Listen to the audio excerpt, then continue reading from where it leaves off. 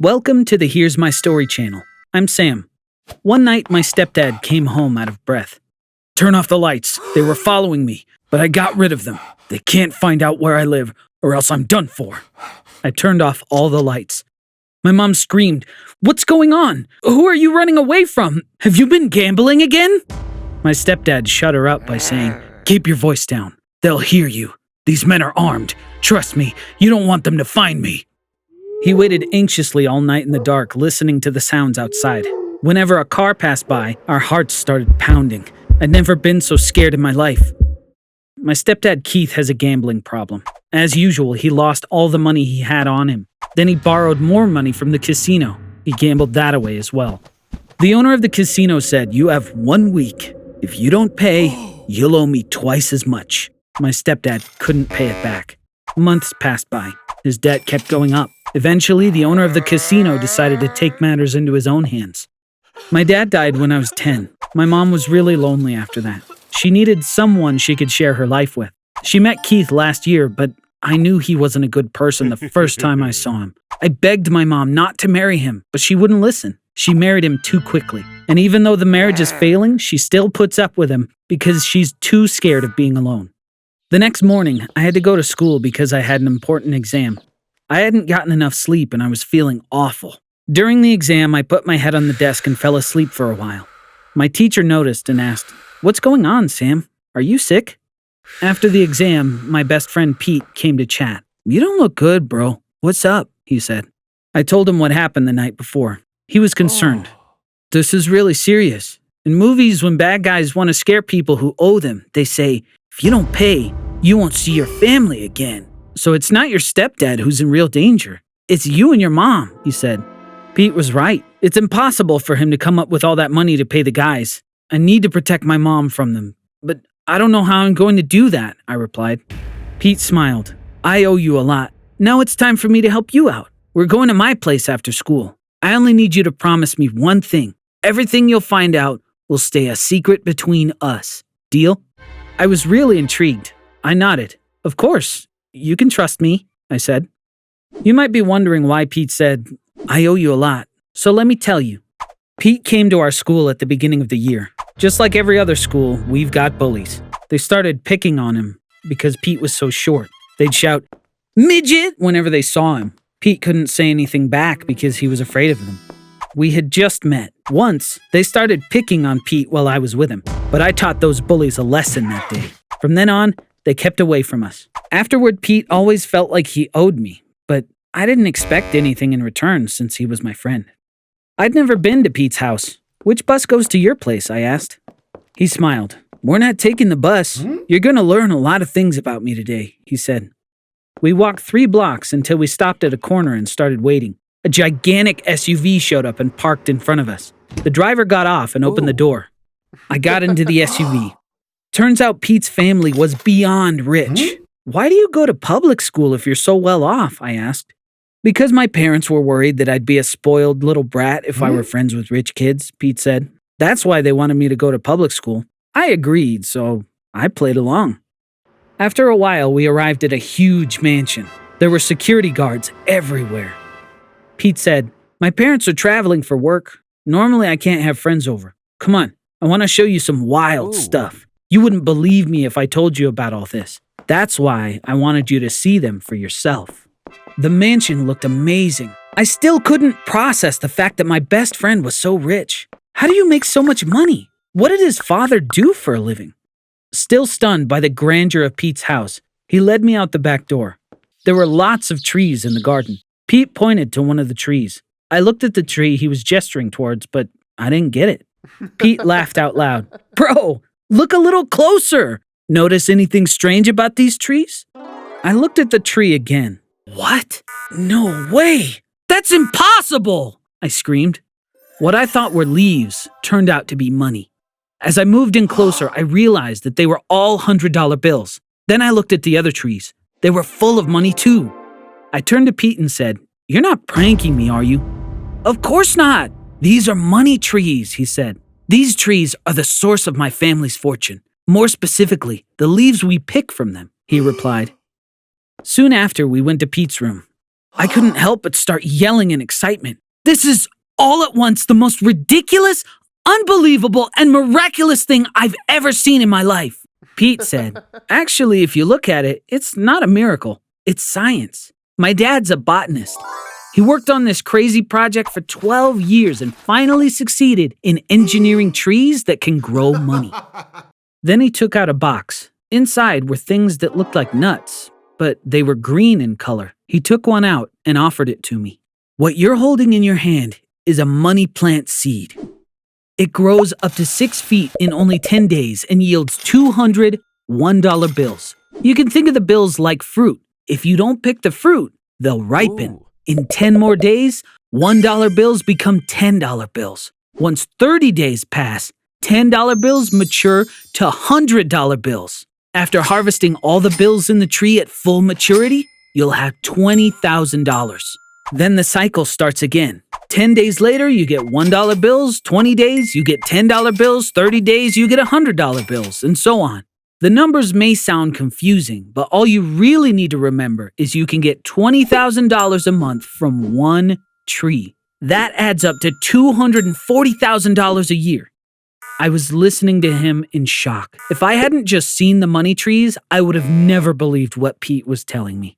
Pete said, my dad gives me one money plant seed every birthday. That way I can grow my own money trees in the future. The seed I gave you is yours now. You can pay off your stepdad's debt with it. And thanks to the money tree, you can live all your life without worrying about money. I was so excited. This was such a big gift. I hugged Pete. I will never, ever forget this. I could never even dream to repay you, I told him. Pete's driver was going to drop me off at home. I said goodbye to my friend and got in the SUV. On the way, I started thinking about what I needed to do. First of all, I decided not to mention the money tree to my stepdad. If I told him, he wouldn't believe me anyway. But should I tell my mom? It made more sense to hide it from her as well for now. Maybe I can tell her down the line. My priority was to grow the tree and pay off my stepdad's debt with the first crop. When I came home, I found my mom and stepdad fighting. What difference does it make if you sell the furniture? My mom said. You're saying you owe them $10,000. You couldn't even get $1,000 for everything here. If we make $1,000 selling off the furniture, my stepdad shouted back, then the amount I owe goes down to $9,000. This is our problem. Everyone needs to chip in. Then he turned to me. Sam, you can't cruise anymore. You're going to quit school and start working. His tone grew more intense. You will give me every penny you make. I glowered back at him. I'll pay off your debt, I said coldly, but you need to ask for more time. Convince them to wait for 1 more month. Tell them that if they agree, you'll give them double, $20,000 instead of 10.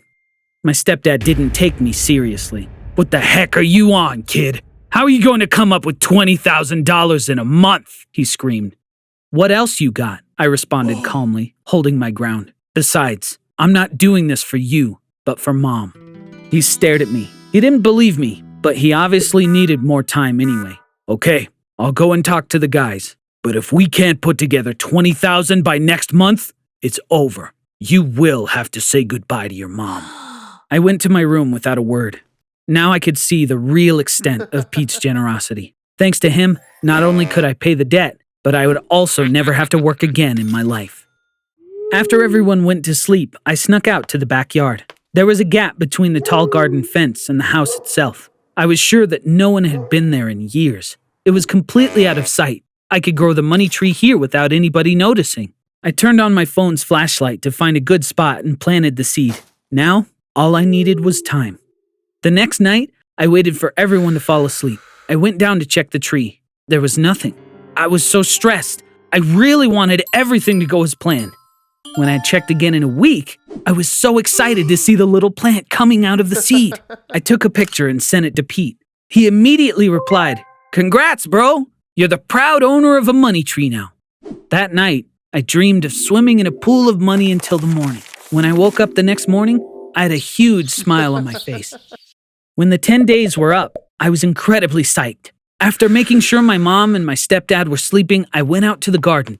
When I turned on my phone's flashlight, the tree was illuminated. I almost screamed with joy. Just like Pete said, there was a lot of $1 bills on the tree.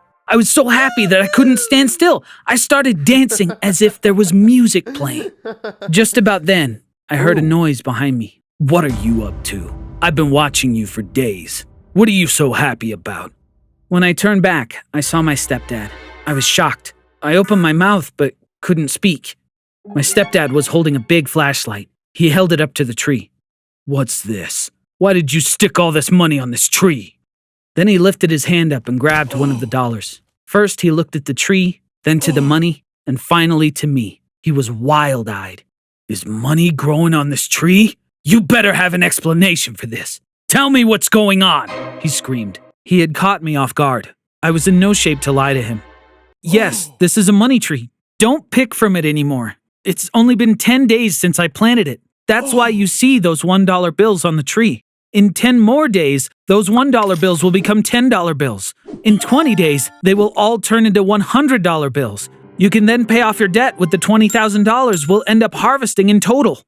My stepdad Keith was looking at me in disbelief. Where did you get this seed?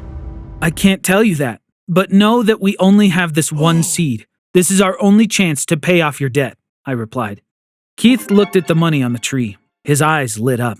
This is my house. So this is my tree, too. He paused for a tense moment. I'll wait 10 days. We'll see if those ones on my tree turn to tens. If you're lying to me, boy, both you and your mom are out of my house for good. I could only imagine the evil things my stepdad was capable of. I had no choice but to go along with whatever he said. The next day, I told my mom what happened. Naturally, she didn't believe me. I went to the backyard to show her the money tree. My stepdad was there, sitting in a camp chair, drunk with happiness and greed, watching the tree. He stood up when he saw us. Looks like dreams do come true. I just hope I never wake up. This tree is going to make me a wealthy man. He said, laughing out loud. 10 days passed. When I woke up that morning, I was so excited that I jumped out of bed. When I went to look at the tree, I was shocked. The $1 bills should have transformed into $10 bills, but there was no money on the money tree at all. I ran inside. My stepdad sat counting all the money he'd collected from the tree on the kitchen table. He was in a good mood. You were right. I picked 199 $10 bills, he said, holding a single bill up to the light. Look at this. I still can't believe this grew on a tree. I was so mad at him. Why did you harvest them before they turned into $100 bills? He carefully collected a fat stack of bills and stuffed them in a small pocket of his satchel. There's something I need to do, and I needed some money to be able to do it, so I got some from my tree. It'll grow more anyway. I still couldn't figure out what he was planning to do. Didn't the casino boss give you only a month? How are you going to pay off your debt to them now? The pocket in my stepdad's bag bulged crudely, barely holding the wad of money inside. What is this, an interrogation? He snapped. Enough! It's my tree! I can harvest my money whenever I want! I don't need your permission! His shouts echoed through the kitchen as he stormed off.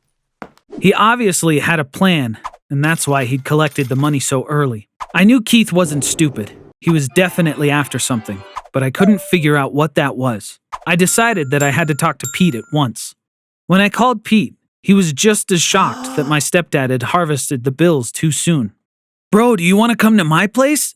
I'm sending the driver over now. There was something that I was hesitant to do before, but I think now's the time to do it, he said. I realized what Pete had meant when I arrived at his family's estate. He was waiting for me at his doorstep, accompanied by someone I had never met before. The guy next to him smiled and held out his hand. Very nice to meet you, young man. I'm Pete's dad. My son always talks about you, but I didn't know he'd given you a money tree seed. The news from Pete this morning was quite a surprise, to be honest. Meanwhile, Pete was staring at his feet, a guilty look on his face. Pete's dad gestured towards the door. Pete rushed inside and I followed. After a long walk through several spacious rooms, we arrived in a grand hall. Pete's dad told us to sit. The tension hung heavily in the room. Pete's dad took a deep breath. The money trees were supposed to stay a secret. I'll be honest. I'm very disappointed by my son's actions. On the other hand, I'm aware of how much he cares for you. As you can see, Pete takes after me. I was often bullied at school for my short stature as well. Unfortunately, I didn't have a friend like you who could have protected me. so I understand Pete's motive. If I were in his shoes, I would have wanted to help my best friend too. Pete was relieved. He looked at his dad with a smile on his face. A smile his dad returned. Pete's dad continued, worry in his voice. If that were the only issue, everything would be fine. But regrettably, it sounds like things got out of hand. I'm sure your mother also means well, so I trust her. However, the fact that your stepdad knows about the money tree is a huge problem, so I have an idea to fix it. The staff here knows about the money trees, but they've each signed a non-disclosure agreement which prevents them from talking about it. I'm going to offer your stepdad $10 million in exchange for your money tree, on the condition that he signs the same agreement. Will you please take me to him? Pete's dad had found a reasonable solution. That amount was far more than Keith could ever harvest from a single money tree in his remaining lifetime. We got in the car and drove off. When we made it to our house, we were in for a surprise. Inside, we found my mom crying. She held me close. Between sobs, she managed to say, "Sam, your stepdad left. I don't care about that, but he took the money tree with him." I didn't get it. We went out to the backyard. There was a huge hole where the tree had been. Pete's dad asked, "Please tell us what happened." This was my mom's first time meeting Pete's dad. She looked at me hesitantly. "Mom, you can tell him everything. Pete's dad created the money trees," I said, reassuring her. I was at work. Our next-door neighbor called upset about the noise coming from our backyard. I figured something was up, so I immediately came home. Keith had the tree removed with a backhoe. They were loading it into the truck bed when I arrived. I asked him what he was doing. "We're done," he shouted. "Don't look for me." "To hell with you then," I shouted back. "But that tree doesn't belong to you. It belongs to Sam. You can't just take it away." But he didn't listen. I'm so upset that I couldn't stop him. Sam was right all along. I never should have married that man. It finally made sense why Keith had harvested the money so soon. He needed it to move the tree somewhere else. More importantly, it would have been impossible for him to transport a tree full of bills, not if he wanted to keep it hidden. I turned to Pete's dad. "What do we do now?" I asked. Pete and his dad looked at each other for a few moments and burst out laughing. My mom and I were flabbergasted. We had no idea what was so funny. "We don't need to do anything," Pete's dad said. "It seems as though your stepdad has resolved the problem all by himself." When he realized we had no clue what he was saying, he began to explain. "A money plant seed can only grow where it's planted. You can't transplant it. It's an issue I'm still working on. I simply can't figure out. If you disturb the seed, even a day after planting, the tree stops developing. Your stepdad is in for a real disappointment. That tree will never grow bills again. It's not a money tree anymore. It may as well be a husk of driftwood." "That explains the laughter," I said. "But he can still tell people that it was a money tree. Wouldn't that be a problem for you?" Pete's dad put his hand on my shoulder. "No problem at all, because no one would ever believe him. Would you have believed that a money tree existed if you hadn't seen it for yourself? If your stepdad tells anyone that the tree had once been full of bills, I can assure you that they'd laugh harder than us." Then he turned to my mom. "I'm sure your husband will come back here once he figures out the tree is not growing any money. You can come with us if you like. Our home is certainly big enough. My wife will be happy to host the two of you," he said. We stayed with Pete and his family for a while, until Pete's dad bought a house and gifted us 2 money tree seeds. We've been harvesting $40,000 from our money trees every month. I'm a millionaire now, and I owe this to my dear friend Pete. We hadn't heard from my stepdad since. We'd forgotten about him until one night I randomly came across him on the TV. The police had busted an illegal gambling ring. Keith was one of several witnesses. One of the reporters held a mic to Keith and asked him what he was doing at the casino. "I owed a pretty big debt to the owner. When I couldn't come up with it, I was forced to work with him for 10 years. I've been a janitor here ever since then," he replied. It turns out all this time he'd been paying off his debt to the mob by working as a custodian. To be honest, I didn't feel sorry for him. Keith was a victim of his own greed, responsible and deserving of everything that happened to him.